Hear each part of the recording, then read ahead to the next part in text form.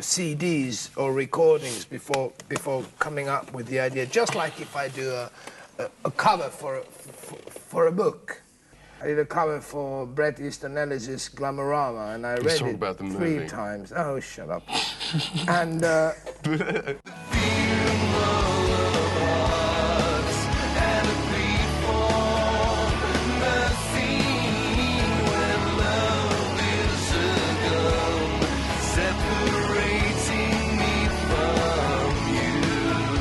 most of the Finnish directors want to, you know, do stuff that looks American, but they don't have the money for it.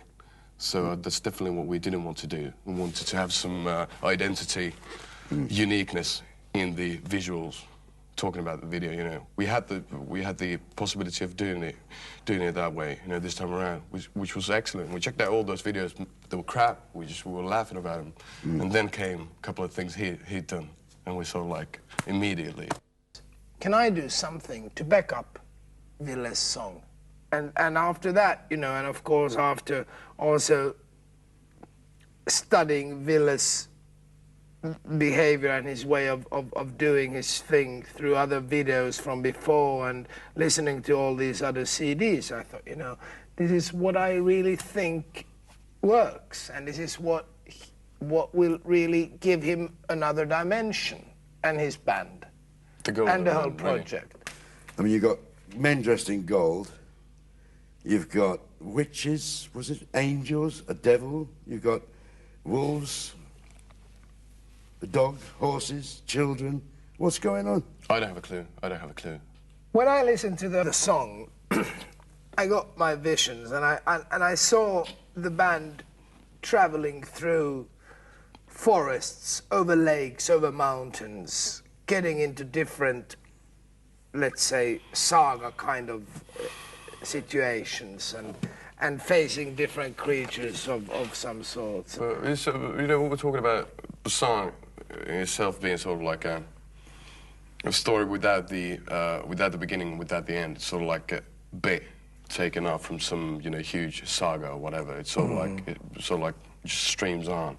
It's got that sort of like a churchy vibe, you know, that sort of like religious, sort of like hymn type of feel to it. And, you know, he had those pictures in his mind, you know. Well, that's a radical difference, you know, to a lot of videos we've done before. Yeah. In the UK, Germany, you know, and various other places. Yeah. As normally it goes, you know, you have a video commissioner by the record company who does all the planning and all the contacts and stuff, and the band arrives in the morning, shoots the day, and that's it. Yeah. So this time the band has been really involved at all stages of the planning. He was the moon painting you with its gloves of gold. Okay, Stefan, in your case, I mean, you're an internationally awarded artist, designer, New York, Helsinki. What the hell are you doing in movies suddenly? I always wanted to work with the media where you combine the audiovisual experience by interpreting a text or a story of some sort. It's not a new idea, really. It's been about, as I understand, about a year since you first started making films. Yeah, correct. Yeah, and you're now director at Crea Filmi, and I believe you started working on a project with Great Guns in London. Well, I believe more than so. I'm actually a director at Great Guns in London, yes. But, you know, really, combining all the things that you've experienced as a sculptor and a designer, it just feels natural somehow to get into this field. You had Ville singing with no microphone. Right. I thought, you know, why don't try this without the microphone? And I like you already realized from his attitude, I didn't have to fight for it much. But it did give that tension to the final film that I was really looking for, so I'm really happy about that. And there were 3 guys, the gold men. Yes. With nothing on but gold paint. Right. Because of what? You're a sadist. No, I'm not a sadist at all. We told these men that what they were getting into. At least, I didn't, but our line producer did. So we painted them with gold paint. I thought, well, that might at least cover them a little bit. And they don't have to be out there for about more than 2-3 minutes at a time, right? And then we have a sauna just next to the hill where they were standing in the freezing snow. But they did a brilliant job, these old guys. He didn't visualise, for example, 3 gold men. I mean, men. Thank God I didn't. Well, absolutely, yeah. I mean, you've got Thanks a problems. lot.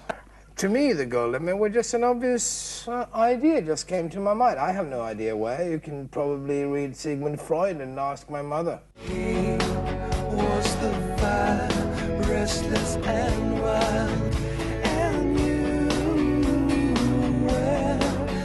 I'm thinking about, you know, when I see the short, like, couple of seconds of me rowing that boat there, just thinking of how fucking cold it was, you know, all that, you know, what happened during the shoot. He was really pissed off at me for forgetting about that rowing boat, No, because I forgot to tell him about it beforehand. But how did you get on with the boat? Well, not really good. Not that well. Oh, come on. Have you rowed a boat before? I It's a have, simple yeah, fact. I have, yeah, but on the lakes, you know, on the lakes and stuff like that during the night, completely wasted. I've done that, but Not in the Arctic normally Ocean. it's not so windy and all that stuff. Yeah, and yeah. I haven't been doing that in years. So. It was really difficult guiding him out there on the water, you know. He says, Billy, would you just row a little bit to the left, please? I was like And it was shivering, like shaking. pitch dark. It was still like 8 o'clock in the morning, and I mean, seriously, we have a temperature of perhaps 25, 30 degrees below. The water's flowing, but that's because of what? The Gulf Stream, I suppose. I'm not sure. Luckily, we didn't have any problem with continuity on the film, because Stefan wanted completely different sort of visualizations of every scene, so it didn't matter if it was snowing or raining or even, or if it was warm or cold. He wanted that change, yeah. I mean, he didn't mind that. We just had to work with it. One person you mentioned a second ago, DOP, that was Esa Vuorinen. That's correct, yeah. Why him? Director of photography. Yes.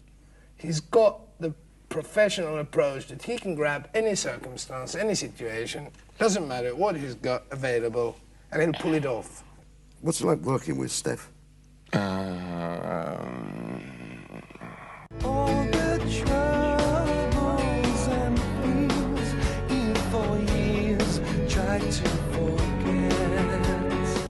I was confident because the band was confident and the director was confident. So I thought all the small pieces will come together. And I think it was good that it was different than the rest of the music videos that we see. Last night, souls on fire, breathing words and a question why. Ville had to run in minus 41 degrees without any gloves for about 2 minutes. The cameras didn't really work. I mean, that's the situation we were in. And I put all the members of the band on horses without saddles, for example. Amazingly, though, the band pulled it off. They did it. They rode the horses. They went through the whole thing. Whatever. We moved on and we got everything on camera that I ever wanted and more. When you come up with a story and an idea for a film, you also have to remember that your idea might sound very nice when you put it on paper or when you introduce it to the client or the company or the band. But then you have to remember that, will this actually work in the circumstances that you're given? Because loads of bands just like order videos from companies and then they're just done and that's it. But a music film or movie or video, whatever, is such an important thing nowadays.